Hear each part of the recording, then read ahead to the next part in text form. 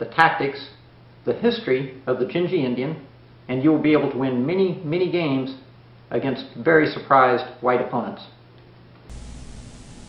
So far we've looked at a couple of white's less aggressive, what I call non-threatening 6-move alternatives. But now we will look at something that has to be taken very seriously and what I consider white's possibly most promising method of meeting the Dzindzi Indian. And I'm talking about 6e4. Let's take a look. In fact, I call this the, quote, theoretical challenge. Why? Because after f5, we obviously have stated our intention to fight for control of the important e4 square, and also, of course, the g4 square. White's 6e4 is just a direct confrontational attempt to meet the Dzindzi Indian head-on. He opens the e-file, he offers a pawn, and he looks to keep the line open for his bishop to exploit our weakened dark squares on f6, g7, and h6 on the king side. White's primary idea with this is that after e4, f takes e4, then f3, again in conflict with our e-pawn. White offers a very promising pawn sacrifice to totally get rid of our influence in the center with our e-pawn. And again, our g7 square is pretty weak. We do have the possibility of queen a5. White's primary idea here is that after e takes f3, knight takes f3, bishop d3, castles, bishop g5, queen c2, and rook at a to e1, he'll have extremely rapid mobilization. Now, of course, black will be trying to do something meanwhile, but this is very easy to play, and this gambit is very dangerous for black to accept. All the earmarks of disaster here. Your king quite often can get hung up, the e-file is open. In fact, when this gambit was first introduced, black lost some pretty nasty games. And of course, this led to cries of refutation, Dzindzi Indian is unsound, and so forth.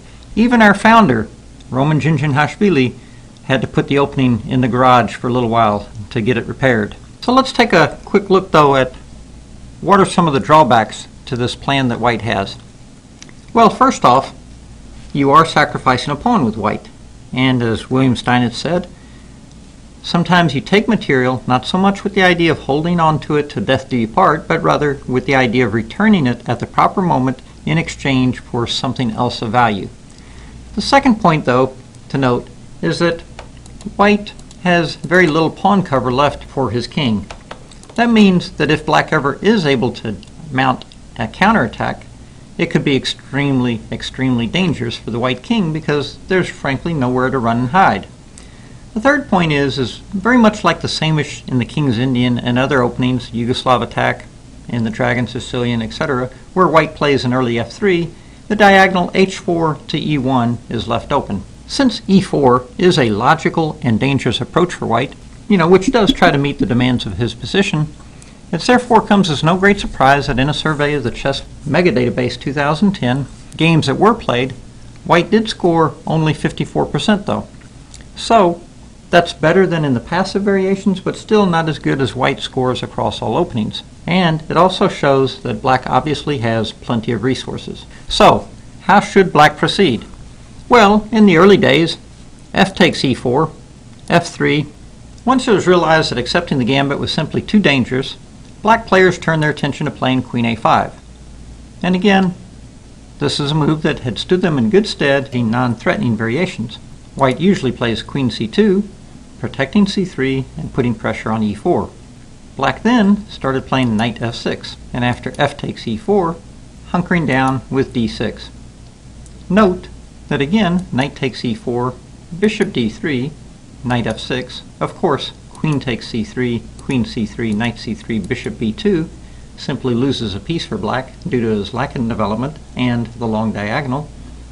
Therefore, black would have to retreat. But after knight f3, followed by bishop h6, white has exactly the kind of gambit play that he wants.